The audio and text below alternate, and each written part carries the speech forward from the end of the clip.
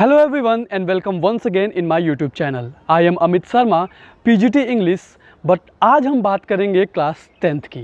लेकिन उससे पहले चैनल को सब्सक्राइब करिए, बेल आइकॉन को प्रेस करिए और इस वीडियो को ज़्यादा से ज़्यादा शेयर करिए so that all the students of class 10th out there can complete this chapter without any hindrance. ये 10th के लिए ही नहीं, आप जो कोई भी इस वीडियो को देख रहे हो, ज़िंदगी का एक बहुत महत्वपूर्ण लेसन है। और हम बात करेंगे क्लास 10th के फर्स्ट फ्लाइट किताब से एक चैप्टर लिया गया है क्लास 10th का 10th chapter from first flight the sermon at Benares. इसमें हम बात करेंगे गौतम बुद्ध के बारे में। इन्होंने कब पहला अपना सरमन दिया था। सरमन के बारे में मैं आपको बता दूं, मोरल या स्पिरिचुअल नॉलेज देना, धर्मोपदेश देना, जिसको हम सरमन कहते हैं, वर्ब में सरमनाइज बोलते हैं, राइट। तो आज हम थीम के बारे में नहीं बात करेंगे, डायरेक्ट हम कहानी बताएंगे और इस कहानी से आपको जो कोई भी सीख मिलता है ये सबके लिए लागू है। If you are seeking mental peace, the ultimate fact of life, this chapter will tell us. So let's start. Gautam Buddha के बारे में बात करें, आप इनका नाम जानते हो, सिद्धार्थ गौतम नाम था। लेकिन सिद्धार्थ गौतम से गौतम बुद्ध कैसे हुए, इतने महान कैसे हुए, इसके बारे में हम चर्चा करेंगे। When he was 11 years of old, he was sent to his school for learning Hindu sacred scriptures. और 4 साल के बाद जब वो वापस आए, then he got married, right? एक प्रिंसेस थे, and later on they had a son.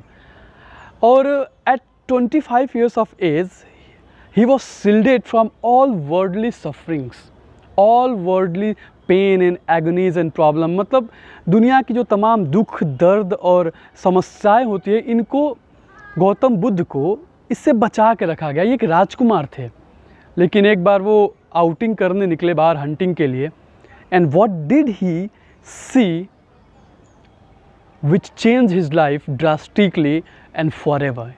You know what did he see. उन्होंने देखा एक बूढ़े व्यक्ति को, एक बहुत बूढ़ा बीमार व्यक्ति था। फ्यूनरल प्रोसेसन भी इन्होंने देखा, एक मृतक शरीर को ले जाया जा रहा था। मंक को भीख मांगते हुए भी देखा। And when he saw such kind of sites, this sites touched his heart, he was so moved. मतलब अभी तक इन्होंने अपनी लाइफ में ऐसी सफरिंग या पेन या एगोनी या ग्रीफ देखा ही नहीं था। And you know what did he do later on, and he decided to leave and wander for continuous 7 years for enlightenment. Enlightenment के बारे में मैं बताऊं, इसका मतलब होता है हायर स्पिरिचुअल नॉलेज, या एक शब्दों में आप मोक्ष भी कह सकते हो। 7 साल घूमने के बाद एट बनारस एक पेड़ के नीचे वो बैठे, लुकिंग फॉर enlightenment, इस ज्ञान, इस मोक्ष के खोजने के लिए। और महज 7 दिनों में उनको इस इनलाइटनमेंट का ज्ञान हुआ, या he was enlightened in just merrily in 7 days, right. और जिस पेड़ के नीचे वो बैठे थे, पीपल का पेड़ था, उसको उन्होंने बुद्धि ट्री का भी नाम दिया, मतलब विजडम, वाइस, इंटेलेक्चुअल, राइट। और लोग उन्हें बुद्धा कहने लगे, इंटेलेक्चुअल कहने लगे, वाइस कहने लगे। लेकिन पहला उनका धर्मोपदेश क्या था, कौन पहला व्यक्ति था जिनको इन्होंने अपना उपदेश दिया और उसके ज़िंदगी की धारणा को बदला? तो वो एक महिला थी, and her name was कीसा Gotami. वो अपने बेटे को खो दी थी और अपने बेटे को लेके आस पड़ोस में घूम रही थी, रो रही थी, and she was asking for medicines.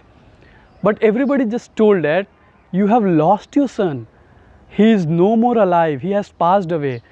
But she did not pay any attention on those words, rather she was only insisting for medicine and medicine. But everybody was saying that कि अब ये बच्चा आपका रहा नहीं, लेकिन फिर भी वो दवाई के लिए दौड़ रही थी, आस पड़ोस में घूम रही थी। A man replied, उसने कहा, I don't have any medicine for your son, but I know a physician who can cure your son. उसने बड़े ही आग्रह पूर्वक पूछा, बताइए कौन है वो गौतम बुद्ध के पास भेज दिया। बाद में वो महिला रोते हुए पहुंच गई गौतम बुद्ध के पास, and she insisted, my master, my lord, please save my son. Gautam Buddha already knew that she had lost her child, but उसको एक लेसन देना था ज़िंदगी का। उन्होंने कहा ठीक है, मैं इसको क्योर कर दूंगा, बदले में तुम मुझे मुट्ठी भर सरसों का दाना ला के दोगी, mustard seed. C felt little a bit of Joy. कहा ठीक है। और गौतम बुद्धा ने कहा लेकिन ठीक है, आप ले के आओगे, लेकिन उस घर से ले आना जहाँ पे अभी तक किसी की जान नहीं गई हो, कोई पेरेंट्स, कोई बच्चा, कोई रिलेटिव जिस घर से मरा ना हो, उस घर से तुम वो ले के आना। किस्सा गोतामी निकल पड़ी, घरों घरों में मांगने लगी, लोगों ने दिया, लेकिन उसने कहा पहले आप ये बताइए कि आपके घर में कोई गुजरा तो नहीं है, मरा तो नहीं है। उन लोगों ने कहा कैसी बातें कर रही हो, आप मत याद दिलाओ उनका, जिंदा तो कम है, few are livings, death are many, कई लोग गुजर चुके हैं, अब उनके याद को आप मत कुरे दो, आप जाओ यहाँ से।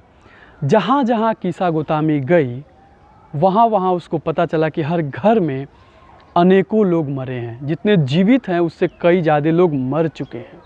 वो थक के शहर के किनारे सड़क पे बैठ गई, हार गई। कोई ऐसा घर ही नहीं मिला जहाँ से कोई देहांत न हुआ हो, कोई गुजरा ना हो। वो बैठ गई।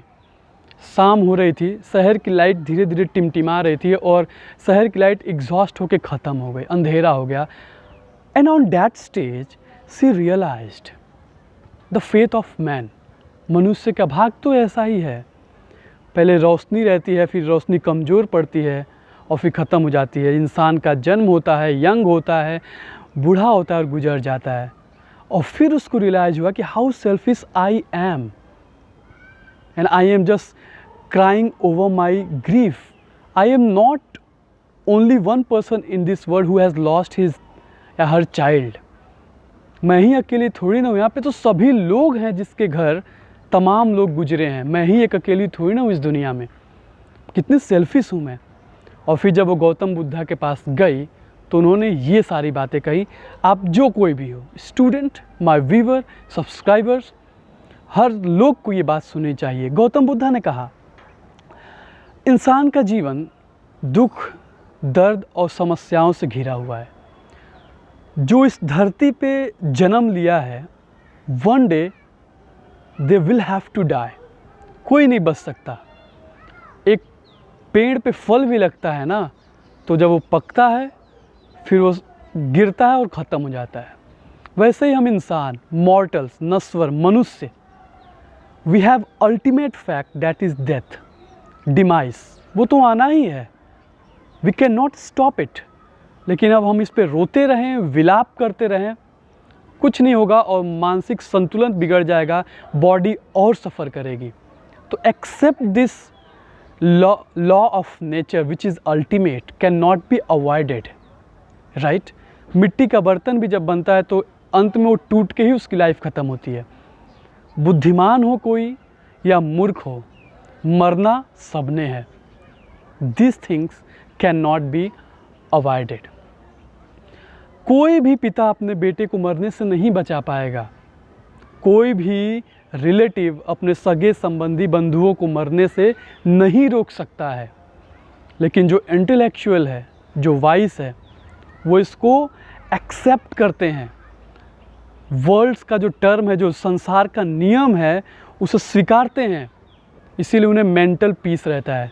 सो if you are a mental peace seeker, you have to be neutral in every circumstances. रोते ही रहना, विलाप करते रहना, शोक करते रहना किसी व्यक्ति को वापस नहीं ला सकता है। ये संसार का नियम है and we all have to accept it that disease soul can not be recovered, rather we can pray for that so that they can be rest in peace, right? So this chapter में बताता है कि if you are mental peace seeker, you have to be neutral in every circumstance except the universal law of nature. You will be happier forever. तो ये गौतम बुद्धा ने उस किस्सा गोतामी को पाठ दिया जिसने अपने खोए हुए बेटे पे इतना ज़्यादा दुखी थी, इतना ज़्यादा रो रही थी कि जो कि ह्यूमन नेचर है, विच इज़ बट नेचुरल। लेकिन आप दिन भर यही करते रहो, लाइफ टाइम करते रहो, तो बॉडी और सफ़र करेगी और पेन मिलेगा। आप इसको स्वीकारिए और अपने लाइफ के एम पे फोकस करिए। So this was the chapter all my dear student, my viewers. छोटी सी ये कहानी है लेकिन हमें बहुत सारे सीख देती है। आप इस संसार का जो नियम है ना, जो प्रिंसिपल यूनिवर्सल नियम, आप उसको स्वीकारिए। Accept which you can not change, that is the one thing that you can get mental peace. तो ये था चैप्टर। फिर मिलेंगे हम अगले चैप्टर के साथ। तब तक के लिए आप घर पे रहिए, ख्याल रखिए और सब्सक्राइब करना मत भूलिए। शेयर करिए और इस गौतम बुद्धा के लेसन पे चिंतन करिए, आत्ममंथन करिए। तब तक के लिए आप घर पे रहिए, अपना ख्याल रखिए। Take care.